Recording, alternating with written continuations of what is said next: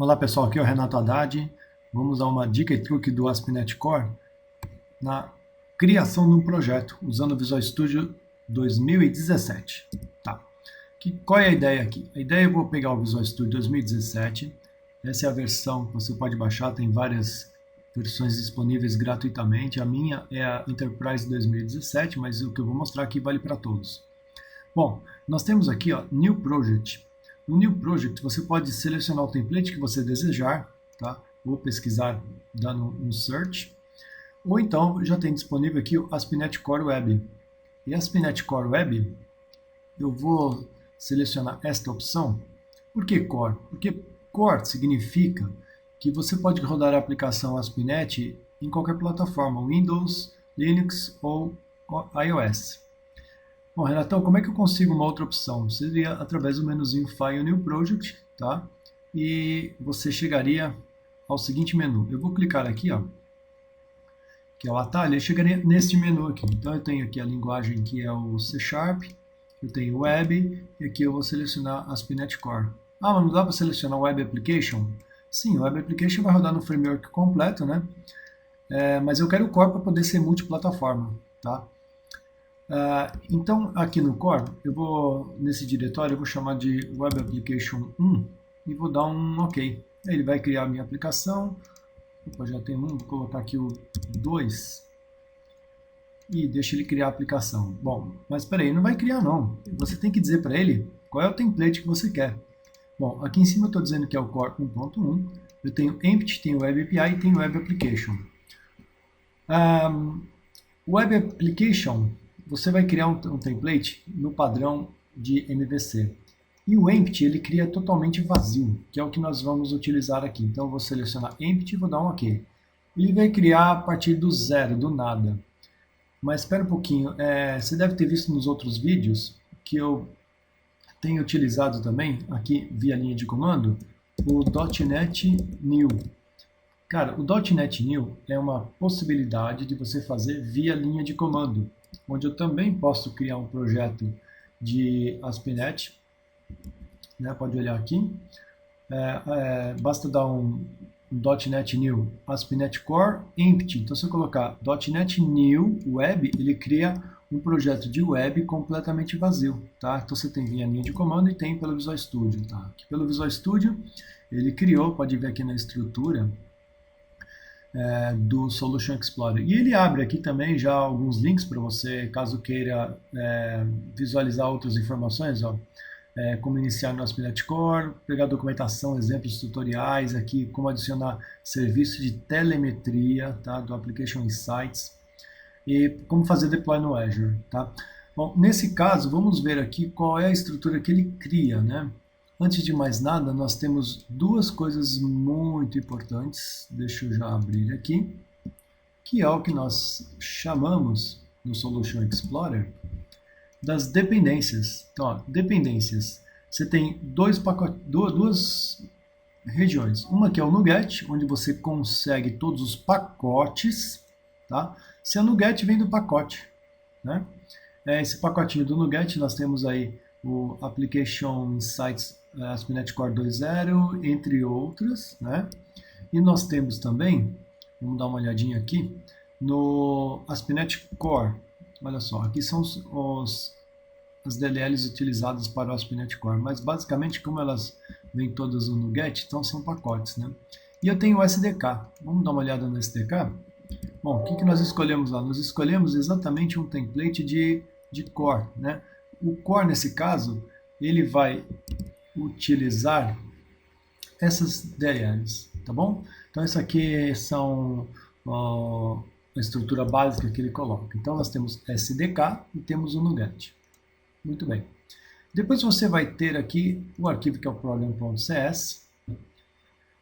E no program.cs, olha que legal o Visual Studio 2017, eu consigo visualizar aqui, ó, dentro desse arquivo CS, quais são os métodos que eu consigo chegar. Então eu tenho aqui uma classe, esse símbolo aqui é de classe, tá? Tem uma classe chamada program, tem um método chamado main. Olha o startup, que legal. Tem uma classe chamada startup, tá? Que é essa daqui, e tenho dois métodos, um chamado configure services e outro configure. Se eu clicar exatamente no Configure Services, olha só como ele se desloca automaticamente para o arquivo e o método, respectivamente. Bom, vamos dar uma olhada na seguinte informação. Para você ter uma ideia, isso aqui é um projeto em branco, certo?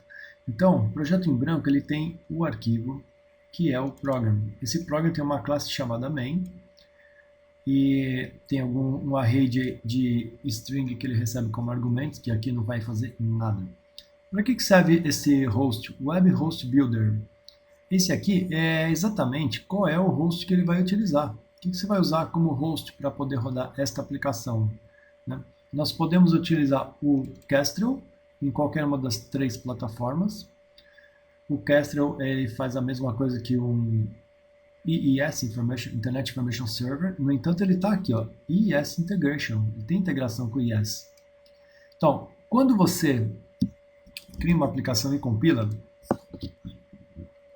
lembre-se que tem um diretório www-root, então ele vai compilar e jogar tudo aí dentro. Mas como é que ele sabe disso? Então tem aqui ó, um use content root, que exatamente especifica o conteúdo do diretório raiz que será usado como web host. Então ele já pega automaticamente o diretório atual, tá? Então ele coloca directory.get directory, get current directory para pegar exatamente o diretório atual.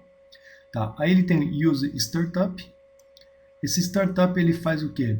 Ele especifica uma classe que vai inicializar. E aí nós temos uma classe chamada startup. Logo a gente já vai visualizá-la. E tem um tal de Use Application Insights. Tá, para que serve isso? Para fazer telemetria. Tá? Se eu não quero fazer, então tira essa linha.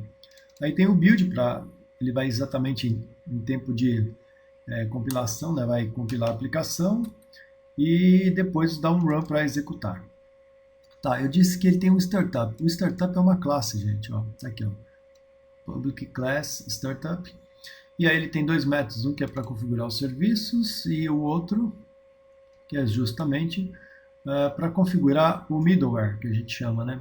Por exemplo, aqui, ó, configure, e aí ele tem aqui 2 variáveis, 3 variáveis, ó, o Logger Factory, o Environment e também tem o Application Builder.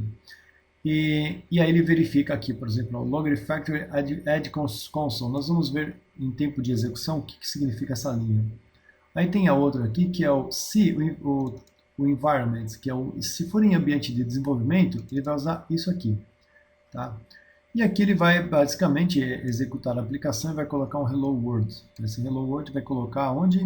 No produto final. Então é o write assim, que dá um response, né? Então ele vai escrever isso aí. Então se eu pegar um browser aqui, ó, vou abrir um browser qualquer, né?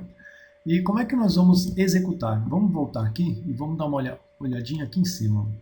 Aqui nós temos o IIS Express, que é o default, tá? Você já sabe disso. Vamos executar com ele primeiramente. Então se eu dar um clique aqui no IIS, ele vai compilar a aplicação, tá? Vai checar se tem erro, e o processo é igual ao que vocês conhecem anteriormente, do Visual Studio em si. Aqui ele vai criar, vai abrir a aplicação, ó. Ups, deixa eu maximizar a tela aqui. Olha lá a portinha que ele colocou, 54409. Essa portinha é aquela porta default que vocês já conhecem. Enquanto ele carrega aqui, vamos voltar aqui no Visual Studio. Ó, no Visual Studio tem aqui um Diagnostic Tools para você também dar uma olhadinha.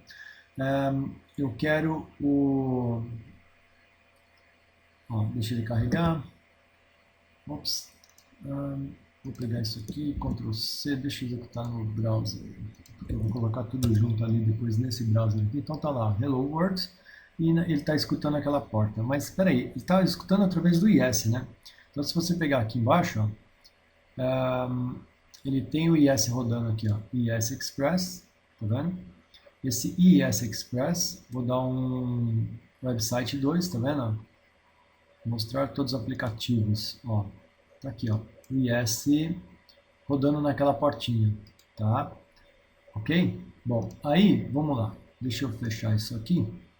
No IIS, deixa ele rodando aí, não tem problema nenhum, porque lá no Visual Studio eu vou dar um stop aqui. Então, pelo IIS, você já sabe que ele faz emulando aquela porta, né? O que mais eu poderia fazer? Você tem aqui, ó, um arquivo de propriedades, launching settings. Ele é um JSON, né? Olha aqui, ó, JSON. O que ele diz aqui, ó? Ele vai dizer, se você usar o ES Express, Application URL, e ele colocou aquela porta ali, né? Pô, Renatão, quer dizer então que eu vou rodar sempre nessa porta? Não, senhor. Você pode exatamente trocar essa porta aqui dentro, né?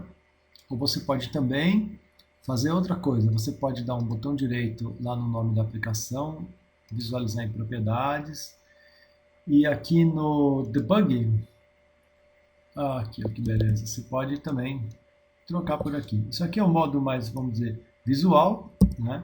Está no modo de desenvolvimento, né? Ou você pode também fazer aquilo que eu mostrei ali, que é no arquivo launch settings, .json, alterar por aqui. Tá, agora, se você parar para pensar, nós temos um código lá no startup, tá? Eu tenho aqui, perdão, vamos pegar aqui no Program CS, tá? Eu tenho aqui, ó, use, um monte de use, né? Se eu quisesse fazer com que eu rodasse isso aqui, ó, .use, aí você tem um tal de use URLs. Aqui eu posso definir o URL que eu quero que ele rode. Então, http://localhost, posso colocar lá 2.8081, por exemplo, tá? Poderia tranquilamente fazer isso aqui. Mas o que eu quero mostrar para vocês é que, além do ES Express, nós temos esse Web Application 2. O que é esse Web Application 2? Olha que legal aqui. Ele vai rodar no ES, né? Quando eu rodo no Application 2, olha o que ele faz. Eu vou abrir essa aplicação, tá? Só selecionei ali para enxergar a minha aplicação. E ele vai rodar agora pela linha de comando, tá? Eu não quero rodar por aqui, eu quero rodar por aqui, tá? Eu vou pegar aqui no localhost 5000. Ó, vamos ver aqui o que ele está escutando. Aliás, não é 5000 não, ó, é 54410. Então é 54410, correto? Vamos ver se é isso. É isso mesmo. Olha o que ele está fazendo aqui. Ó. Ele me dá uma opção, deixa eu colocar isso bem do lado aqui daquele linha de comando. Tá? Olha o que ele faz aqui. Ó. Ele me dá uma opção para fazer o seguinte, ó. No host environment em desenvolvimento, tá? Ele foi lá e compilou a aplicação. E ó, now listen, ele está escutando essa porta aí. Essa porta aí, se você quiser dar um stop, dá um Ctrl C para dar um shutdown, mas ele está escutando. No entanto, aqui, se eu der um refresh, olha o que vai acontecer. Ele vai ficar escutando a minha porta, tá? Só para vocês saberem, quando eu faço essa parte de escutar, significa que lá no .NET, lá na linha de comando mesmo, tá? Onde eu executo aqui, se eu fosse fazer pela linha de comando, tá? Pela linha de comando, eu tenho um comando que você faz lá, quando você tem a aplicação, né? .NET Run, tá? E quando você faz um .NET Run, ele vai ficar o quê? Pega a sua aplicação e fica escutando a porta. É isso que ele está fazendo aqui nos bastidores. Olha só, se eu der um Ctrl C, ó, aqui ó, Ctrl C, parou, deu um shutdown, ou seja, deu um stop na minha aplicação, entendeu? Então você pode utilizar aqui desses recursos de ou usar o ES ou usar a sua própria aplicação, que aí ele vai usar o Kestrel e vai ficar nos bastidores ouvindo o listening, né? Fica ouvindo aquela porta, para que você possa também trabalhar da melhor forma possível. Porque imagine aplicações onde você tem um Web API e aí você tem um serviço e você tem a sua aplicação ASP.NET. Pode ser que eles estejam na mesma solution ou não, mas você pode usar esses recursos para ficar, obviamente, testando na mesma máquina, e um fica escutando a porta do outro, e você pode referenciar através de localhost, número da porta, para que ele fique ouvindo. Então, é importante você saber essa parte do as especificações de onde rodar, como rodar, e quais são os arquivos que estão nos bastidores.